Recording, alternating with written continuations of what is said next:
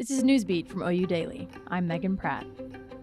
Here are your weekly headlines. While OU students were gone for spring break, the letters above, the previously named Division of Diversity, Equity, and Inclusion Office in Copeland Hall, were replaced with Division of Access and Opportunity. This represents a broader shift away from DEI in compliance with Governor Kevin Stitt's executive order calling for a formal review of DEI in Oklahoma higher education to be completed by May 31st.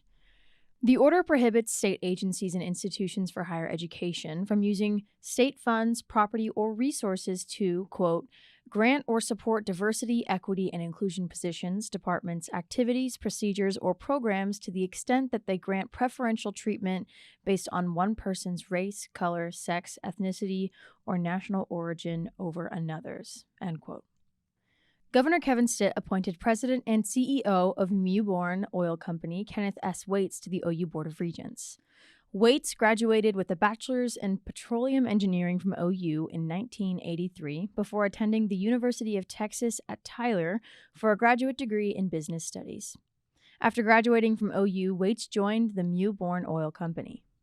If Waits' appointment is approved by the Oklahoma Senate, he will serve a 7-year term on the board until 2031, succeeding former Governor Frank Keating.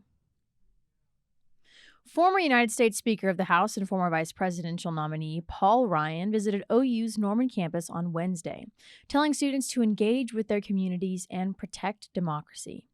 Alongside lecturing at the Spring 2024 Presidential Speakers Series, Ryan held a public forum in the Price College of Business, where he discussed discouragement for young voters, populism's role in the modern Republican Party, and the role of college students in the future of democracy. According to Ryan, young voters are dissuaded from politics due to a lack of representation in both political parties, citing the ages of presidential candidates President Joe Biden and former President Donald Trump. In a sit-down interview with OU Daily, OU President Joseph Harris Jr. sat down with OU Daily editors Tuesday afternoon to discuss Norman's proposed entertainment district and the university's commitment to DEI. Harris told OU Daily that if Norman City Council does not approve the proposed $1 billion entertainment district that would feature a new arena for OU athletics, then the university, alongside donors, would look to other cities to build an arena for which its basketball and women's gymnastic teams would be anchor tenants and possibly the entertainment district as a whole. Considering the executive order signed by Governor Kevin Stitt in December calling for a formal review of DEI in the state, Harris said his intention is to always make OU a place of belonging and opportunity. He said the university's mission right now is navigating the executive order in a way that is still supporting students' needs. Harris specifically mentioned increasing resources and support for first-generation students. Read more at oudaily.com. Moving to the city, Matthew Peacock defeated opponent electrician Russell Rice for the Norman City Council Ward 2 seat Tuesday evening. Peacock is currently a council member for Ward 8 and is the owner of architecture and design firm Peacock Design. His campaign focused on addressing homelessness, affordable housing, creating and supporting current mental health and substance abuse programs, supporting harm reduction, and transportation and walkability in Norman.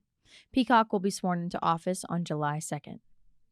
Former Norman High School teacher Don Brockham defeated opponent Prosperity Bank Vice President Scott Christian for the NPS Board of Education Office 4 seat Tuesday evening. Brockman currently works as Dean of Students at the University of Science and Arts of Oklahoma. Her campaign emphasized transparency of issues in Norman Public Schools, including mental health, school resource officer funding, teacher retention, funding, and diversity and inclusion. Brockman will be sworn into office on July 2nd. In state news, Oklahomans remain divided on State Superintendent Ryan Walters' rhetoric. Prior to the monthly State Board of Education meeting, about 24 2S LGBTQ+ advocates protested Walters. Supporters of Walters also held a counter-protest in favor of the current education system. Some blamed the tensions on the high-profile death in February of a Wasso non-binary high school student, Nex Benedict. Benedict died by suicide a day after a fight in a high school bathroom and after reportedly being bullied. To read more on this story from the Oklahoma Voice, visit oudaily.com. Let's look at the Daily's calendar for coming events this week. Tonight, head over to Reynolds Performing Arts Center in Holmberg Hall for A Night with Ryan Bergara, hosted by Campus Activities Council. On Friday, watch the OU softball team play Texas in Austin.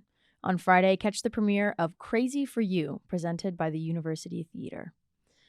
Check the calendar tab on our website, which features campus, city, and statewide events. Thanks for listening to Newsbeat from OU Daily. This is the Daily's weekly news podcast. In between episodes, keep up with us throughout the week on Facebook at OU Daily and Instagram and Threads at the OU Daily. Sports fans, be sure to check out the OU Daily Sports Podcast for the latest in sports and commentary. If you want to read more about the stories you heard on this podcast, you can find those and more online at oudaily.com. My name's Megan. I'm a news reporter here at the Daily, and we'll see you here next week on Newsbeat.